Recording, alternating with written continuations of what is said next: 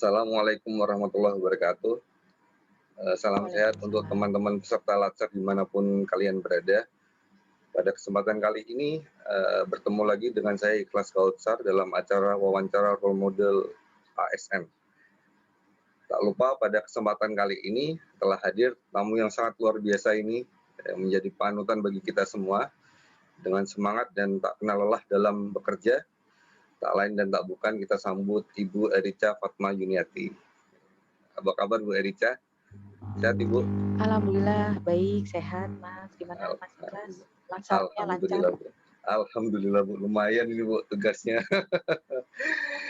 Ini Bu, yang pertama agar teman-teman Latsar CPNS mengenal Bu Ica ini, mungkin Ibu bisa ceritakan profil singkat Ibu seperti tempat tanggal lahir, jenjang pendidikan, visi misi moto hidup, terus sejak kapan Ibu bergabung di ASN di Kemenperin ini. Ya. Saya jawab ya Mas ya. Terima kasih sebelumnya. Assalamualaikum warahmatullahi wabarakatuh. Selamat pagi teman-teman yang sedang menjalankan Latsar. Perkenalkan saya Erica Fatma Yuniati namanya. Sebenarnya boleh dipanggil Ica ya. Ica biasanya dipanggilnya. Cuman kalau kita bicara mengenai profil itu memang agak ini ya. Jadi saya sebenarnya asli dari Semarang, lahir juga di Semarang. Sebenarnya nggak pernah punya pikiran bakal merantau sampai ke Jakarta, tapi ya memang mungkin jalan hidup harus ke sini ya teman-teman ya, memang harus dijalani dan memang pada saat awal muasal saya masuk ke perindustrian itu tahun 2005, angkatan 2005. Waktu itu memang belum banyak sih seperti yang sekarang ya, sampai lebih dari 100 gitu kali ya. Waktu itu cuman kalau tidak salah satu kementerian saja cuma sekitar 50 orang, sedikit lah yang mendaftar menjadi PNS. Kalau jenjang pendidikan, saya S1 ya, kalau S1 ya tentunya di Semarang, Undip kan. Kalau teman-teman ada yang dari Semarang pastinya udah familiar dengan Universitas Diponegoro. Waktu itu ambil jurusan teknik kimia dan setelah masuk ke perindustrian, alhamdulillah sebenarnya mendapatkan beasiswa untuk S2 di ITB, Institut Teknologi Bandung, dengan jurusan teknologi dan manajemen industri. Waktu itu sebenarnya itu angkatan pertama adanya beasiswa untuk kerjasama antara perindustrian dan ITB yang kalau tidak salah berlanjut sampai sekarang, sepertinya seperti itu. Apa itu cukup untuk terkait yang pertanyaan ini, Mas Ikhlas? Cukup, ini luar biasa sekali profil singkat Bu Ica ya, berarti S1 di Undip ya, kedua berarti S2-nya di ITB Bu ya. Wah, ini luar biasa sekali Bu. Berarti Ibu bergabung di Kemenperin tahun berapa Ibu ya? Bergabung itu tahun 2005. 2005, berarti udah lumayan cukup lama Ibu ya menjadi ASN ya. Terus Ibu bisa cerita waktu awal-awal bisa masuk itu gimana Bu? Dulu apa tes juga atau seperti apa? Kan beda mungkin ya dengan yang zaman sekarang gitu. Coba diceritakan sedikit. Baik, kalau tidak salah waktu tahun 2005 itu kita sifatnya tesnya tertulis. Kalau tidak salah waktu itu di APP. Kita ada tes di APP tertulis dan setelah tertulis ternyata nominasinya masih 50-50, artinya kita peluangnya 50% karena di situ misalnya yang dibutuhkan Kemenperin 5, maka masih ada 10 kandidat atau nominasinya. Kemudian kalau tidak salah waktu itu dilakukan interview dengan user, jadi kita langsung bertemu dengan eselon 2 yang akan kita bekerja di mana gitu kan. Nah, waktu itu memang saya di Direktorat Jenderal Industri Agro dan Kimia, istilahnya IAK. Di situ awalnya memang saya tidak di Direktorat Industri Makanan seperti sekarang, tapi di Direktorat Industri Kimia. Mungkin melihatnya dari background S1 saya kan teknik kimia. Nah, itu mungkin pertama kali masuk tesnya seperti itu dan alhamdulillah dari peluang yang 50% itu ya istilahnya mungkin boleh dibilang ini subjektif karena memang penilaiannya dari direktur bukan dari tes tertulis ya. Jadi dari direktur yang menilai bagaimana performa dari masing-masing kandidat itu dan dari dari pilihannya alhamdulillah saya termasuk yang dipilih oleh direktur tersebut gitu. Itu mungkin prosesnya yang agak beda ya dengan yang sekarang ya. Sepertinya seperti itu. Terima kasih. Oke. Selanjutnya kalau menurut Ibu itu pandangan Ibu ASN yang dulu dengan yang sekarang itu bagaimana, Bu? ASN yang sekarang dan yang dulu ya. Kalau saya melihatnya kebetulan orang tua juga PNS dulu istilahnya kan pegawai negeri sipil gitu kan. Jadi yang pertama mungkin melihatnya dari sisi kinerja.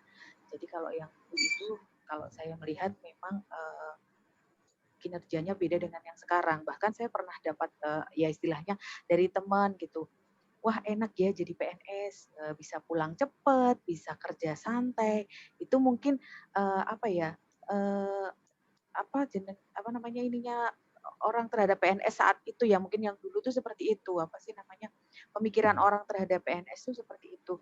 Tetapi ketika saya masuk pada tahun 2005 tuh ya benar-benar kaget karena jangankan kita mau nyantai gitu kan. Saya tuh pernah pulang tuh sampai jam 9 malam itu juga pernah dialami bahkan ada juga yang sampai yang cowok nih khususnya kalau cewek mungkin masih ada toleransi ya sampai jam 12 malam karena pekerjaan yang dituntut harus segera selesai sementara apa load atau beban pekerjaannya cukup tinggi. Nah ini artinya ada perbedaan di sisi kinerja ya teman-teman. Nah kemudian mungkin juga ini kan harus seimbang antara kinerja dengan apa sih apresiasi. Nah mungkin sekarang mungkin apresiasi terkait kalau kita bilang ada tunjangan kinerja lah itu mungkin juga beda karena dulu PNS zaman dulu memang kalau boleh dibilang ya uangnya cukup pas-pasan gitu beda sama sekarang kan kita tunjangan kinerjanya benar-benar ya buktinya sekarang teman-teman sangat beruntung bisa masuk sebagai ASN karena tidak mudah dan apresiasi yang diberikan pemerintah juga lewat tunjangan itu sekarang cukup besar menurut saya sih. Terima kasih. Wah, luar biasa memang ternyata cukup signifikan juga ya Bu ya antara ASN zaman dulu dengan zaman sekarang ya Bu ya. Memang apa ya Bu Erica ini sudah tentu tidak perlu diragukan lagi nih mengenai semangatnya, integritas dan profesionalismenya menjalankan tugas ini. Nah, menurut Bu Erica sendiri nih, kita sebagai ASN yang baik dan benar itu harus seperti apa sih? Baik sudut pandangnya sebagai atasan yang baik atau dan menjadi bawahan yang baik itu seperti apa gitu? Ya, baik Mas Ikhlas. Jadi kebetulan sekarang kan sebagai PLT Eselon 3, jadi tentunya saya sudah pernah merasa menjadi bawahan dulu sama seperti teman-teman sekarang ya jadi CPNS, kemudian proses menjadi PNS dan selanjutnya ada jenjang-jenjang jabatan yang dijalani gitu kan. Jadi memang saya merasa kalau menjadi bawahan nih ya sebisa mungkin kita apapun yang apa ya diarahkan, diminta oleh pimpinan secepat mungkin kita bisa penuhi, sebisa mungkin kita penuhi dan apa namanya kita bekerja itu tanpa istilahnya kalau sekarang ya kita nggak ada pamrih apa-apa gitu.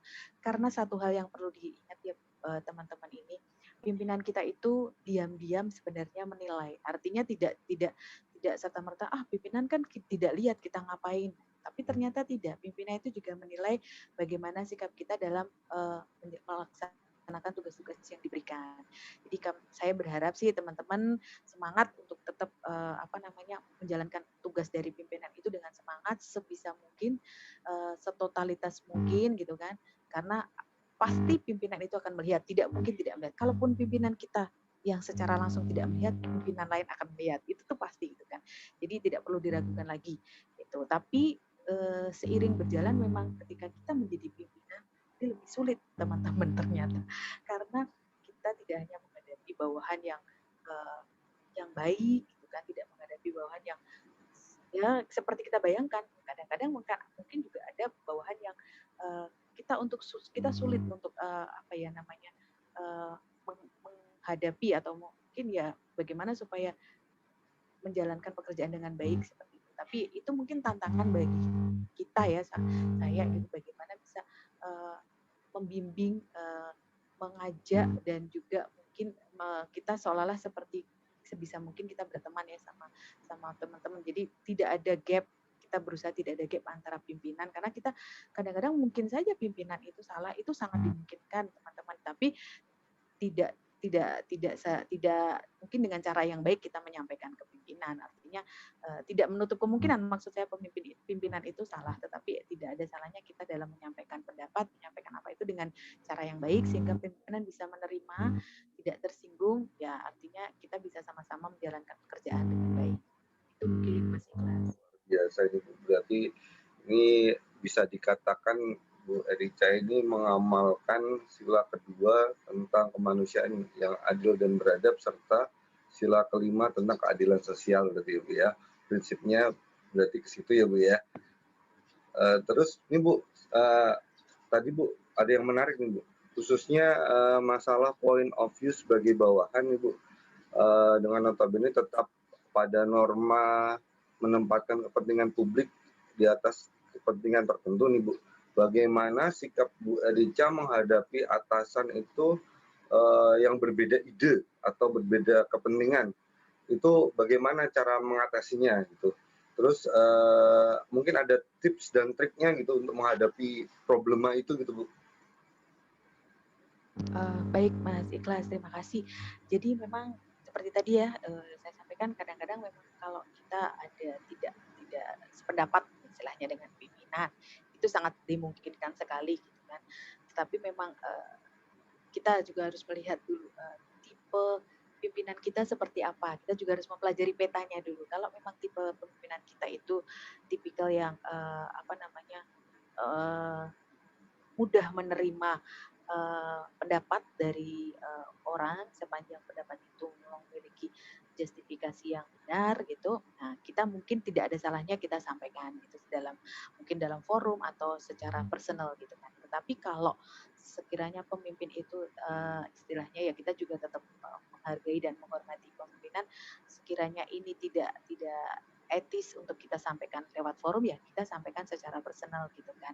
Tapi kembali lagi dalam menyampaikan pendapat kepada pimpinan itu ketidaksesuaian tadi ya harus dengan cara yang baik supaya pemimpin itu tidak tersinggung. Tetapi satu lagi juga yang perlu ini, seandainya kita benar-benar yakin bahwa apa yang kita sampaikan itu benar adanya, carilah bukti-bukti yang kuat, carilah justifikasi yang kuat sebanyak-banyaknya, sehingga tidak cuma kita bicara, Pak ini salah, pokoknya seperti ini, tidak bisa.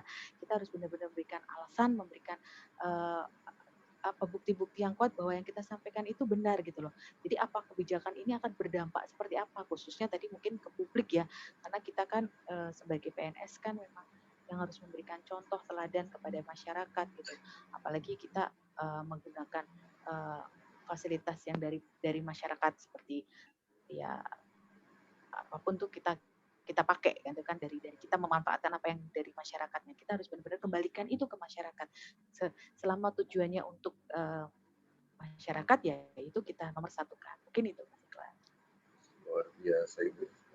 Berarti Bu Erica juga ini juga teman-teman sekalian ini berarti Bu Erica ini juga dalam bekerja juga menempatkan rasa nasionalisme ya Bu ya. Terutama saya kembali lagi ke sila kedua tadi, berarti keadilan manusia yang adil dan beradab itu harus melihat bagaimana pemimpin itu caranya menyampaikan pendapat, dan juga kembali ke sila keempat itu kerakyatan dipimpin hikmat kebijaksanaan dalam permusyawaratan perwakilan. Jadi mengedepankan musyawarah gitu ya Bu ya. Lebih ke arah sana berarti ya Bu ya. Ya. Untuk yang terakhir nih Bu. Iya, betul. Untuk pertanyaan terakhir nih, the last question Bu. Kira-kira apa pesan Ibu terhadap teman-teman Latsar CPNS di kalangan Kementerian Perindustrian Ibu?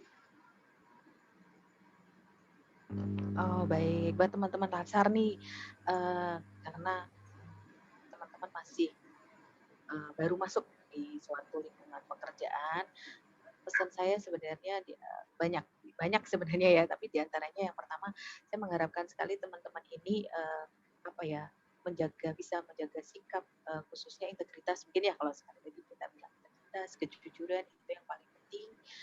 Apapun itu kita harus jujur, dan mungkin kita bisa teamwork, artinya bekerja itu kalau bisa dalam bentuk tim akan lebih baik, karena kita tidak mungkin melakukan pekerjaan itu sendiri.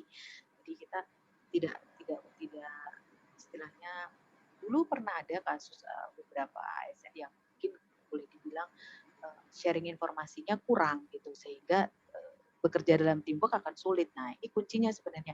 Dalam teamwork kita harus kepercayaan kan. Nah, artinya apapun file yang kita punya, apapun yang kita ada, kita sama-sama share. Begitu juga teman kita gitu. Jadi kita bekerja secara teamwork itu bernyaman. Nah, pekerjaan itu kalau nyaman, ya kita melaksanakannya juga nyaman gitu. Itu kemudian selain integritas ya tadi mungkin tadi sudah sampaikan apapun yang menjadi tugas kita upayakan kita jalankan sebisa mungkin dan semaksimal mungkin karena ini juga akan menjadi profesionalisme teman-teman gitu lah. Teman-teman akan dinilai semua dari itu. Oh ternyata memang ini teman CPNS yang ini ternyata rajin gitu kan. Oh ternyata memang apa namanya. Tapi tetap kembali lagi yang paling utama tadi saya sampaikan integritas itu paling penting gitu kan. Dan satu hal lagi mungkin kita berharap karena kita sudah menjadi ASN sudah terpilih tolong sekali kita berada di dalam masyarakat khususnya di masyarakat ya kan kita tidak cuma di kantor hidup juga di masyarakat di sosial kita juga bisa menempatkan diri dengan baik bisa menjadi contoh atau kalau memang sekiranya istilahnya masyarakat berpendapat seperti apa ya kita istilahnya legowo menerima pendapat masyarakat karena apapun masyarakat yang kita utamakan. Tetapi seandainya ada yang tidak pas pun, kita juga berhak untuk menyampaikan pendapat tadi, seperti sila keempat, tapi dengan cara-cara yang baik. Mungkin itu Mas Ikhlas yang bisa saya sampaikan untuk teman-teman Latsar. Wah, terima kasih nih Bu, luar biasa sekali nih Bu, nasihat-nasihat bagi teman-teman Latsar semua ya Bu ya. Terima kasih Bu atas waktunya yang sangat berharga ini, sudah mau saya wawancarai. Terus semoga wawancara kali ini teman-teman semua bisa kita ambil ibroh ya, pelajaran hikmahnya apa yang bisa kita petik dari apa nilai-nilai yang Ibu Erica sampaikan gitu. Untuk berikutnya, sukses untuk teman-teman Latsar. Terima kasih Ibu. Oke Bu, sampai jumpa Ibu di kesempatan berikutnya. Terima kasih, salam sehat Ibu ya. Sehat selalu Bu. Iya. Baik, salam sehat juga untuk teman-teman Mas Ikhlas juga dan keluarga. Iya Bu. Alhamdulillah.